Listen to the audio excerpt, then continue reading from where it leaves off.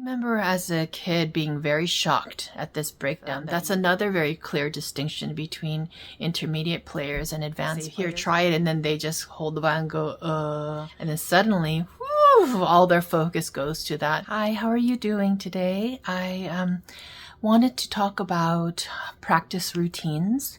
I will address them on every different level, hopefully. The one that I am familiar with is the Carl Flesch, and this is going from way back into my very, very distant past. And the thing that I was taught was Carl Flesch, I guess, patterned his guidelines, for like his students after a 4-hour routine. So if you have 4 hours to practice, you should spend, 1 hour doing this, and the next hour doing that, next hour. So it's split into 4 sections, 1 hour each. And hopefully some of you guys can help me out with it, because I can't remember very, very well. And I need to go back and read, his treatises and things, but I just don't have a chance to do that before putting this video out. So perhaps this will be a great way to get you guys involved. What do you know about the Carl Flesch 4-hour practice routine, the practice schedule? I believe it was something like 1 hour is like scales and arpeggios and warm-ups, right? And then the second hour, I believe, is like etudes, okay? And then the third hour is your repertoire, so whatever pieces you're working on. And your fourth hour is review or perform. I can't quite remember. I think it's like you review your old pieces and you perform them. You actually like practice performing them. So please forgive me. This is based on my memory from, I think, 30, something years ago. But I've always had this in the back of my mind. And so as a student, when I was a teenager, I really did follow these guidelines somewhat, not exactly. And my teachers generally, followed this guideline. And as a teacher now, I have always followed these guidelines as a general, as a general guide. I will give you examples for like the advanced player, the intermediate, and the beginner. I'll try my best. But let's say you're an advanced player, you're a serious student, you're majoring in music, or you're professional. Generally, the idea would be like, if you were to just play through the entire, scales and arpeggios, circle of fifths. So let's say you just play one major scale, one melodic minor scale, all 7 arpeggios, and you play them. You could even play them in different rhythms and speeds and bowings and slurs. But let's just say you just kept it simple, and you went through the circle of fifths, so like, for example, the way that Carl Flesch organizes it in his scale system. Then by the time you start in C major, you end in G major, and then that brings you back to C major again. You've gone through the entire circle of fifths. That, I believe, takes about 35 minutes. So that's already, a lot of time that it takes. And usually an advanced player would do it all from memory. And they would just go through the whole thing, every single key. They don't have to do that every single day, but I think many would do it every single day. And then on top of that, then they would practice other things. So in the Carl Flesch scale system, there are a gazillion other things that you could do before and after that. So there, like our double stop scales, like broken thirds, harmonics, many different double stops. So there's a lot of things that you could do. Now, you could also do other, scales and arpeggios, other warm-ups. There's plenty of other scale systems out there. And there are other warm-ups as well that would not fall into the second category, I think. Like even some of the preliminary Sevchik warm-ups, like the bowing warm-ups, I personally would categorize that in the first section. And a lot of people underestimate how important it is to warm up your bow arm.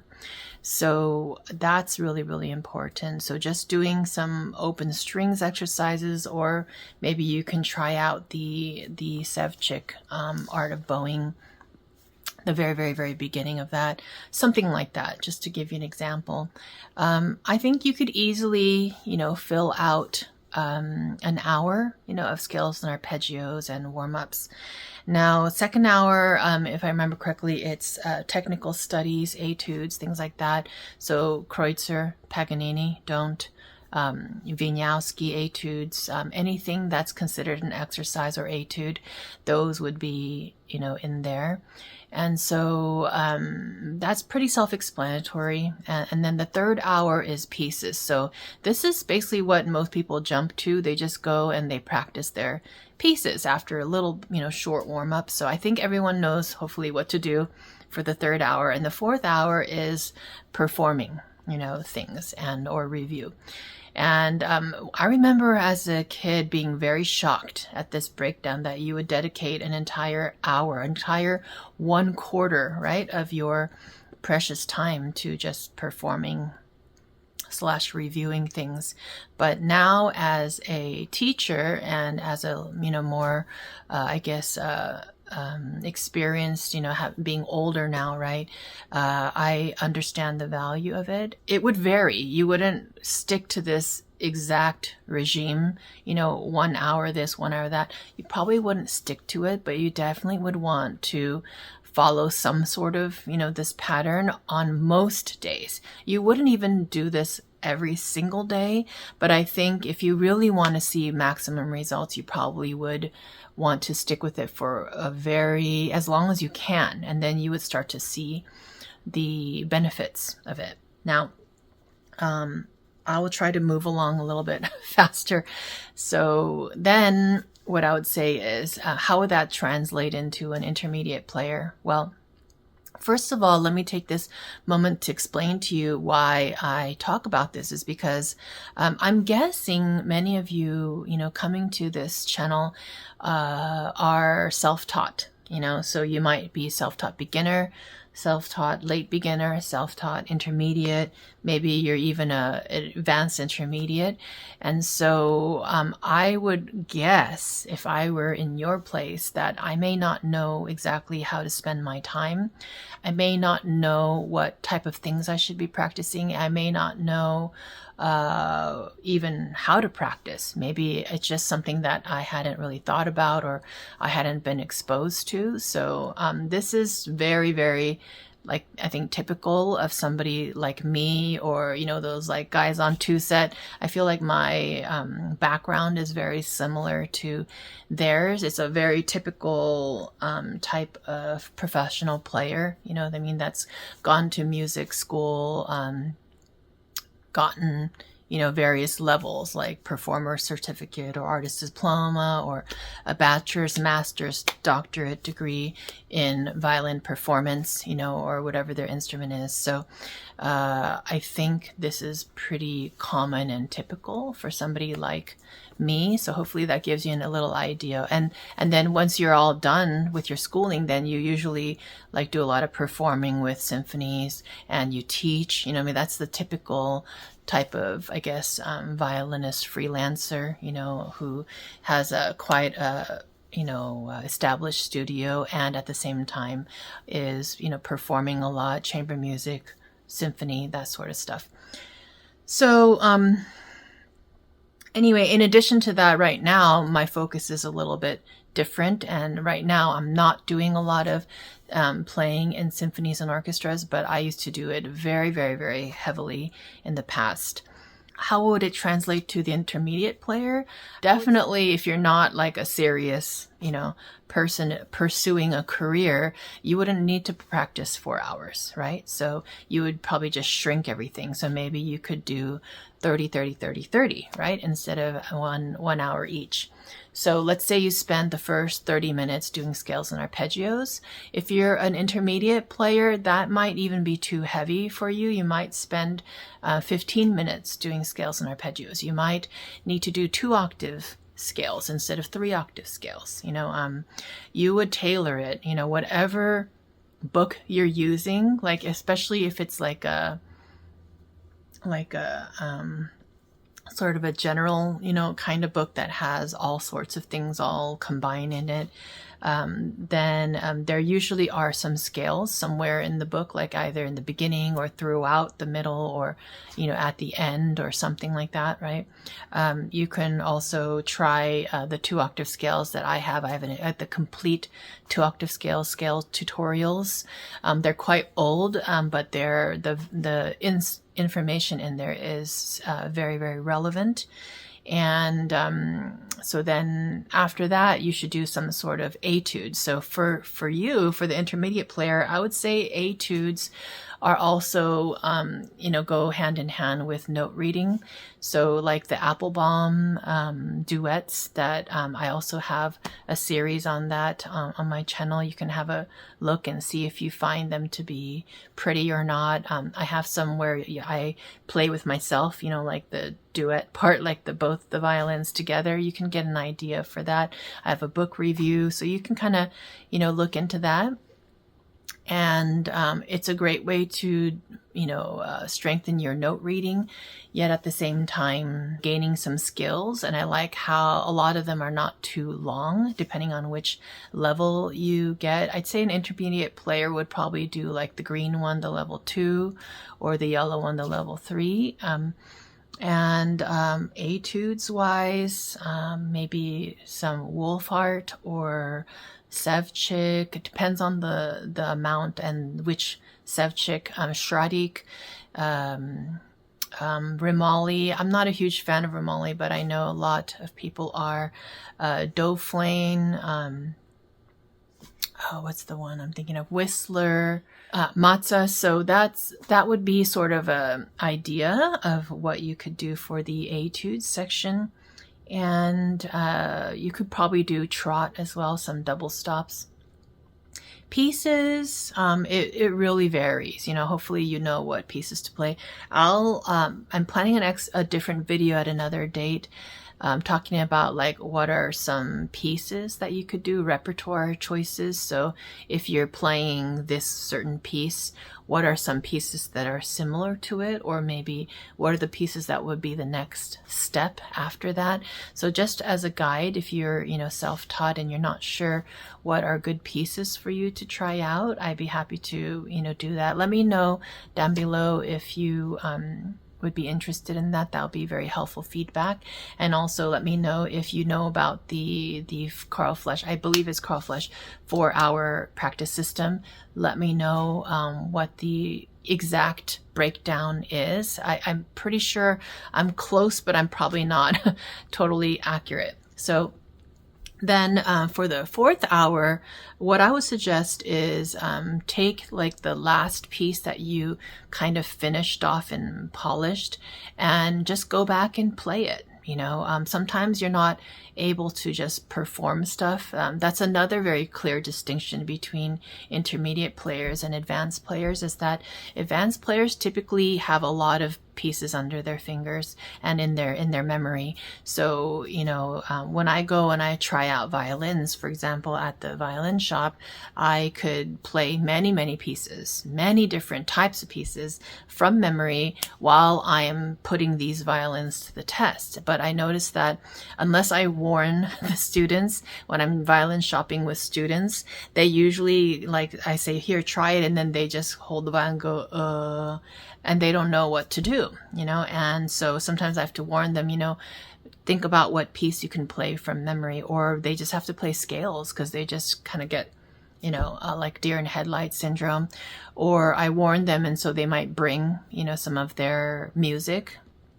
So I think that's a big difference between intermediate and advanced players. But some intermediate players are very good at it. They naturally just play the pieces they love over and over and over again. I have like one population of my students who just review all the time, and I never ask them to. It's really wonderful. And I have another population of students who, once they've learned it, they're sick of it. They never want to look at it again.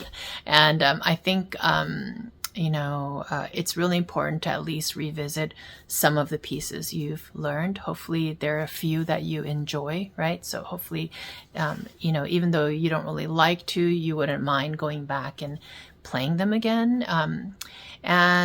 With that, I might also challenge the intermediate player in the fourth section to try memorizing stuff. So if you're not used to memorizing things, I would challenge you to do so, and always go back to like very easy piece to memorize. You don't want to sit there and try to memorize something that you're learning right now if you are not in the normal routine of memorizing stuff. Hope that makes sense. I'm so sorry about the bright light back there. Hopefully it's not too bad. I will see if I can do some editing to soften that. Even though you don't totally understand it, I think just trust me when I tell you this fourth section of practice is very important to your development, not only technically but musically, mentally. It's important to perform the things that you are working on, right, or you've done in the past.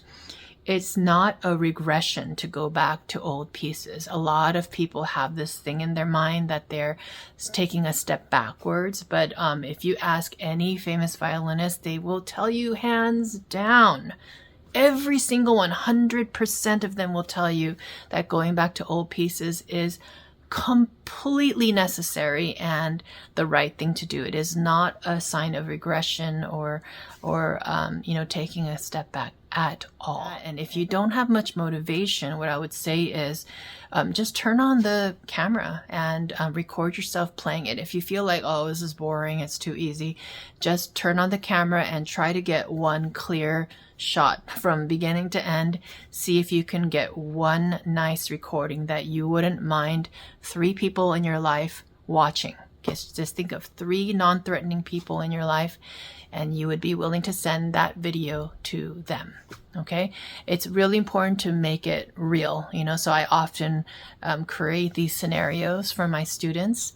I'll be like, if I feel like the student, this is a tangent, but if I feel like the student is not focusing very well and they keep making the same silly mistake in their piece over and over, I have a lot of experience, so I know when it's like a problem where they didn't practice it enough, or if it's a problem where they're just not delivering it correctly, right? And so I'll just tell them, you know what, every time you miss that spot that you keep making a mistake on, you have to pay me $50. I already talked to mom about it. You're paying me $50 if you miss that mistake. And then suddenly, all their focus goes to that spot, and they really decide not to make that mistake anymore. That is the level of focus and attention that professionals use all the time when they're practicing. So it's just a mental thing. It's a muscle. You have to develop it. So anyway, I totally joke. I never take my students' money, hope you know, but I do threaten them for fun just to see. And, once I tell them that, then I tell them I was totally not serious. So, but even when I do it again the next time, they know I'm not serious, but, I try to really impress upon them and put the fear in them. And it really helps people learn how important really razor sharp focus is. Okay, enough of the tangent. Let's bump it down to beginner level. This is tricky because when you're a new beginner, you really cannot follow this schedule. Maybe I'll do the fourth category after. Okay, so when you if you're a late beginner, a seasoned beginner, I should say, then definitely you should be doing some 2-octave scales by then. And so just do the ones that you know, all right? You might want to, bump everything down to 7 minutes each. 7, 7, 7, 7. That would be about 30 minutes, right? 28 minutes. So take a few minutes doing scales. You could even do just a 5-note scale, 0, 1, 2, 3, 4. My teacher, my teacher trainer, the one who taught, one of the people who taught me how to be a teacher, would call those finger pattern exercises, and she'd have like colors, you know, that associated with them. So I'll talk about that hopefully in another video, but you know, doing like this pattern, you know, where 2 and 3 are close, or this one where 1 and 2 are close, or this one, which is really weird, or this one, I believe she called it the freaky green pattern. So it was a lot of fun, but just even doing that and doing it on one string, I'll show you examples later. Let me know if you're interested in that. I think that would be a valuable video for me to do. So yeah, I feel like I need to turn on the light. It's so dark now. So anything like that where you're working on intonation, finger placement, posture, basics, that sort of thing.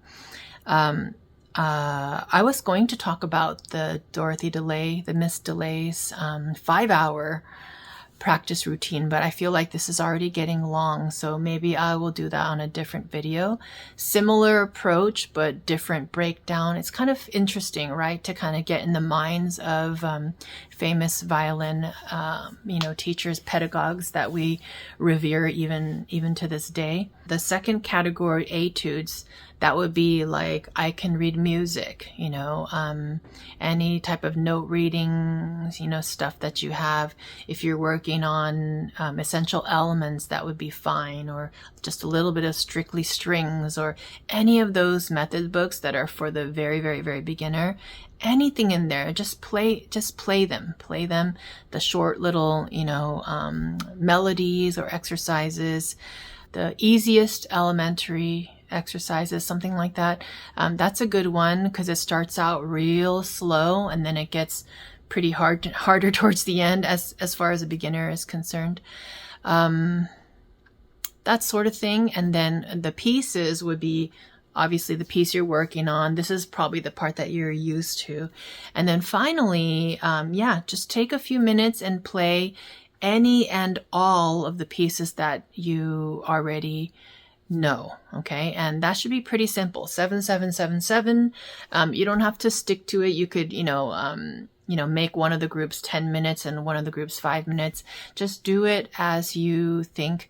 But having this, it's basically like having a balanced diet. You know, way back when I was a kid, there were 4 basic food groups, you know, so you definitely want to get like a well-rounded education. Let's talk about the very, very, very beginner. I'll just give you a glimpse as to what I do. So when someone's a very, very, very beginner, I break everything down. I don't like to do very much of violin and bow at the same time because it is just so hard, especially depending on, you know, how old the person is and how physically like aware they are. You know, some people are just very gifted, like they're like gifted athletes, or they have a good awareness of their body and their muscles and posture. So it depends, but I try to do a lot of violin posture, just that alone, you know, so I would definitely start with that, like just holding the violin and then also just holding the bow, doing various, you know, light things with the bow alone, you know, so you just need to put in the time. You got to clock in the time of how long you actually hold your violin properly every day. Sometimes it might only be 1 minute per day. It's really, really hard in the beginning, or maybe it's 5 minutes just holding or maybe you count to 30, or you count to 50, or you count to 100, and you hold your bow and maybe you'll just hold it for like 15 seconds and then put it down. So very, very, very basic rudimentaries. Then on the side, because that gets very, very tiring, then I talk about note reading, you know, pitches, rhythms, if they haven't already learned how to read music. So that's a nice kind of break. So we might do that for a while. And then in the lesson, I would go back and I would do the violin again and then the bow again. So that way your muscles did it first, and then you feel tired, and then you can do something else, and then you can do it again. So I structure my lesson that way. You can structure your personal practice that way.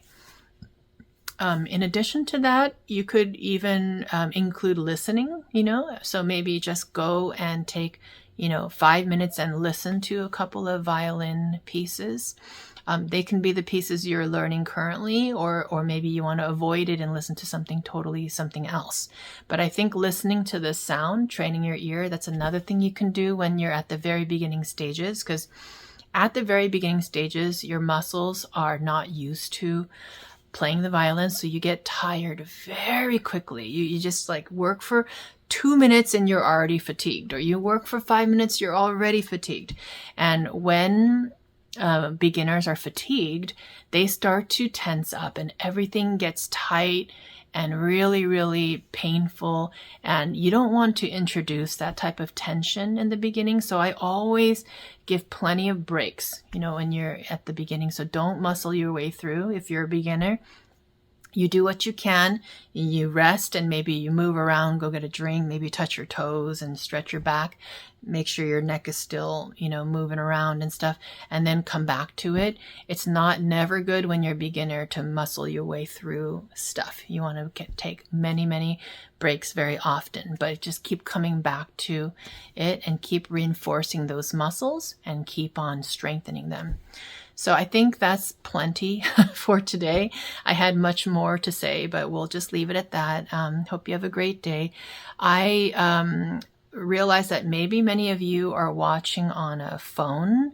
I don't have an iPad, so I don't know how it looks on an iPad, but when you look at my title and then you hit more, the whole, description box opens up for you.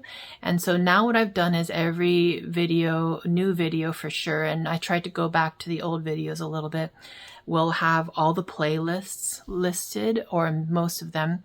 And so that when you're watching, maybe you're busy, you're on the run, you can just click more, and then you can go down and you can click on the topic that you want, and then the playlist will just go. So maybe some of you will find that, helpful. I use that a lot when I'm watching other YouTube channels, or when I'm driving, I listen to YouTube that I can just listen to and not watch. So it's helpful to just have that the videos just playing back to back, or it will be helpful for you to find the video you need. So they're broken down into categories. So that hopefully, because I have so many videos, hopefully breaking them down to categories will help you find the topic you need, because it's very likely that I have already talked about whatever it is that you're looking for. And if I haven't, just please comment. All right. Hope you have a great day. Take care.